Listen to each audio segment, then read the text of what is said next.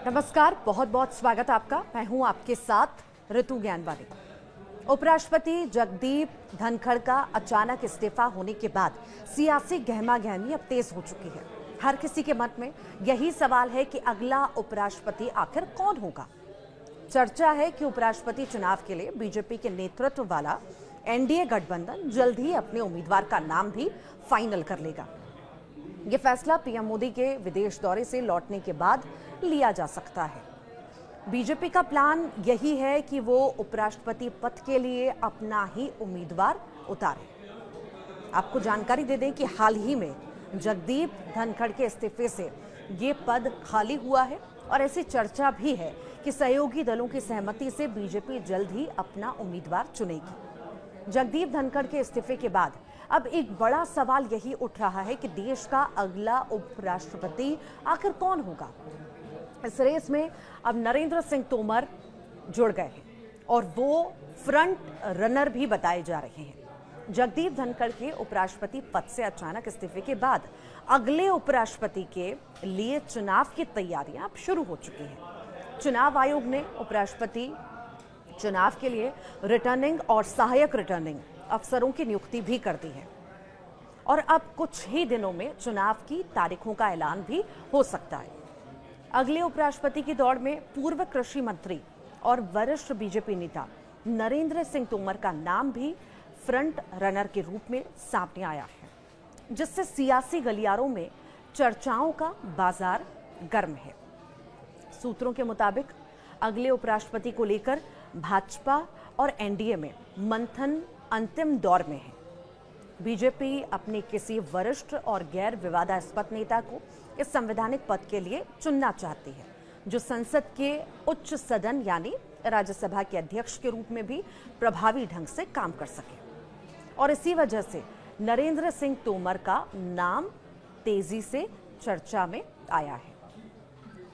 अच्छा, सवाल ये भी आ रहा है कि तोमर ही आखिर फ्रंट रनर क्यों हैं? तो मध्य प्रदेश से ताल्लुक रखने वाले हैं तोमर। लंबे समय तक कृषि विभाग उन्होंने संभाला, ग्रामीण विकास और संसदीय कार्य जैसे अहम मंत्रालयों का जिम्मा वो संभाल चुके हैं। उन्हें संसद में अनुशासन और संवाद की मिसाल भी माना जाता है। उनकी कार्यशैली को लेकर सभी दलों में सम्मान का भाव रहा है और यही बात अब उन्हें उपराष्ट्रपति पद की दौड़ में मजबूती से खड़ा भी कर रही है। हालांकि तोमर के अलावा और भी नाम हैं जिन पर चर्चाएं हैं। उपराष्ट्रपति पद के लिए चर्चा में हैं और भी नाम। राज्यसभा के उपसभापति हरिवंश नारायण सिंह को भी मजबूत दावेदार माना जा रहा है। जनता दल यानी यूनाइटेड के सांसद 2020 से ही इस पद पर हैं। हरिवंश को मोदी सरकार का विश्वास पात्र भी माना जाता है और उनकी गैर विवादास्पद कार्यशैली उन्हें इस दौड़ में आगे भी रखती है। इसके अलावा कुछ सूत्रों का कहना है कि बीजेपी अपने किसी अन्य वरिष्ठ नेता या राज्यपाल के अनुभव वाले नेता को भी इस पद के लिए चुन सकती है। आखिर उपराष्ट्रपति का चुनाव होता कैसे है, ये भी कई बार जहन में आता है। तो उपराष्ट्रपति का चुनाव एक विशेष निर्वाचक मंडल करता है, जिसमें लोकसभा और राज्यसभा के निर्वाचित और मनोनीत सदस्य शामिल होते हैं। इस चुनाव का तरीका भी थोड़ा खास होता है। इसे प्रेफरेंशियल वोटिंग सिस्टम कहते हैं, जिसमें सांसद अपने पसंद के उम्मीदवारों को प्राथमिकता के क्रम में चुनते हैं, जैसे पहली पसंद, दूसरी पसंद और अलग अलग। ये मतदान पूरी तरह से गुप्त होता है, यानी किसी को भी नहीं बताया जाता कि किसने किसे वोट किया है। जिस उम्मीदवार को सबसे ज्यादा सांसदों की पहली पसंद के तौर पर वोट मिलते हैं, वही उपराष्ट्रपति चुना जाता है। फिर देश के राष्ट्रपति उन्हें शपथ दिलाते हैं।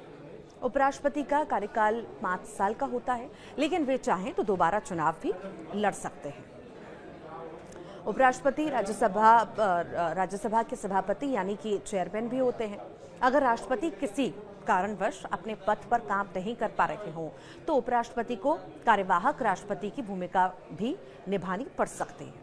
और इस तरह से भारत में उपराष्ट्रपति का चुनाव एक संवैधानिक और सुनियोजित प्रक्रिया के तहत होता है, जिसमें संसद के सदस्य अपनी भूमिका निभाते हैं।